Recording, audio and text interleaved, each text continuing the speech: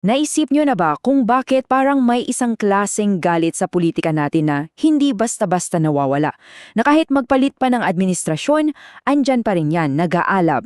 Ngayon, susubukan nating silipin ang sikolohiya sa likod niyan gamit ang isang napaka-interesanting psychopolitical analysis. Okay, simulan natin.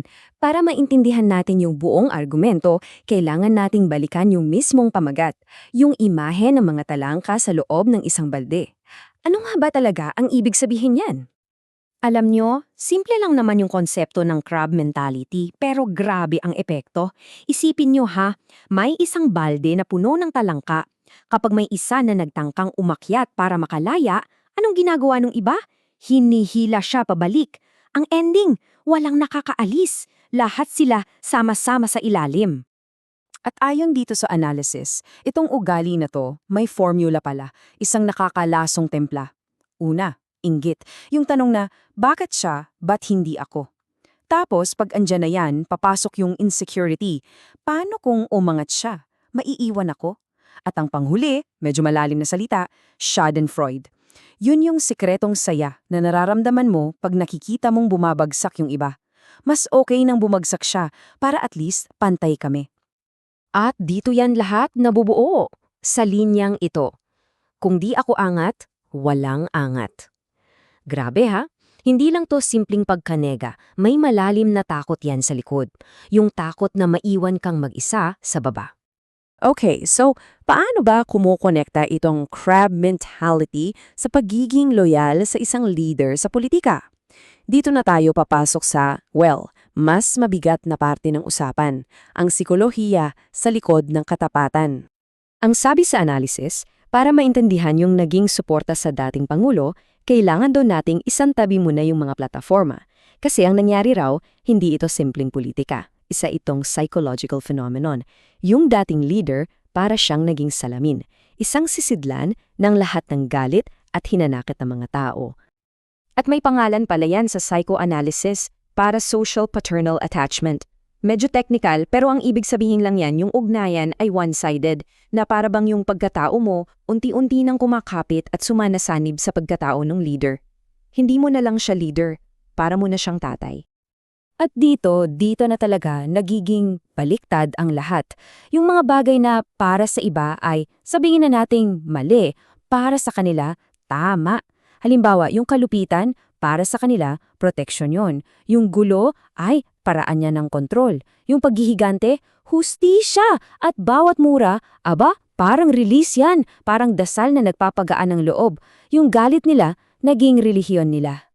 So, anong mangyayari kung yung nakasanayan mong galit biglang napalitan ng kalmado? Dito na raw magkakaroon ng parang short circuit sa utak, isang cognitive clash. Kasi yung pinaka-core belief system na nabuo sa kanila, ayon sa analysis, ay ito.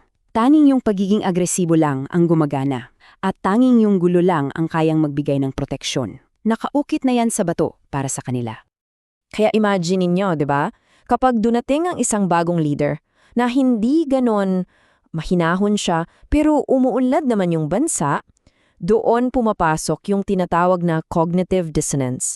Ito yung mental stress na nararamdaman mo pag yung pinaniniwalaan mo at yung nangyayari sa realidad hindi na magkakatugma. Parang sinasampal ka ng katotohanan. At para ma-handle yung stress mayon, may ginagawa raw yung isip natin. Isang coping mechanism na tinatawag na inversion. Basically, binabaliktad mo ang lahat para mag-make sense sa'yo. Yung diplomasya ay kahinaan yan. Yung pagiging practical, taksil yan. At yung respeto mula sa ibang bansa, nako, bayad yan. PR lang yan. Kasi, isipin ninyo ha, kung tama pala yung mahinahong paraan, ibig sabihin, mali sila all this time. Ibig sabihin, hindi pala kailangan yung galit ng tatay nila. At kung hindi na siya kailangan, baka hindi na rin sila kailangan. At yun, hindi na yung tungkol sa politika. Pagguho na yan ng sarili nilang pagkatao, ng ego nila. So okay, paano ngayon nagiging political action ang lahat ng to? Paano yung pagguho ng ego na yan nagiging pag-atake sa bagong leader? Kasi for 6 years, ayon sa analysis, para silang nabigyan ng hiram na kapangyarihan. Naging sa kanila yung galit ng leader nila, kaya pakihamdam nila, bigla silang naging importante, umangat sila sa lipunan. Kaya yung galit na nakikita natin ngayon, hindi raw yan dahil sa konting nila lumulubog ang Pilipinas. Ang totoo raw, galit sila kasi iba na yung kapitan, iba na ang may hawak ng manibela. Nawala yung pakiramdam ng kontrol na minsan nilang naranasan. Kaya yung mga linyang naririnig natin, puro porma, walang laban, duwag yan kasi nakipagkamay. Ayon sa analysis, hindi yan mga totoong kritik. Mga ritual yan. Paraan lang para makop nila yung pagkawala. At sa sobrang ingay, napagkamalan na nilang nasyonalismo yung galit.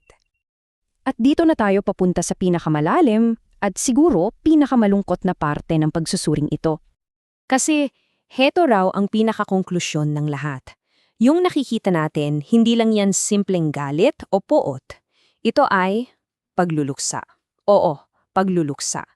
Nagluluksa sila para sa nawala nilang cardboard father. Yung nag-iisang leader na nagsabi sa kanilang okay lang magalit. Yung leader na ginawang banal ang kanilang galit. Ito kasi yung dalawang magkaibang mundo, di ba? Yung dati, politika ng catharsis, kung saan ang galit inilalabas. Ngayon naman, politika ng composure, kung saan pinipili ang kahinahunan. At para sa mga taong nasanay na sa sabihin nating high ng galit, ang kahinahunan ay parang pag-iwan sa kanila, parang abandonment. At dito talaga makikita yung trahedya ng lahat ayon sa source. Humihila sila pababa dahil nakalimutan na nila ang pakiramdam ng umaakyat. Alam nyo, hindi naman siguro nila gustong manatili sa ilalim. Takot lang talaga silang umakyat muli sa ibang paraan.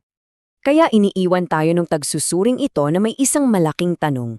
Ano nga ba mangyayari kapag ang mga taong nasanay huminga gamit ang galit ay biglang hilinging huminga ng kalmadong hangin? Sila raw kasi yung mga taong ikinulong ang sarili sa isang balde kung saan ang oxygen nila ay puot.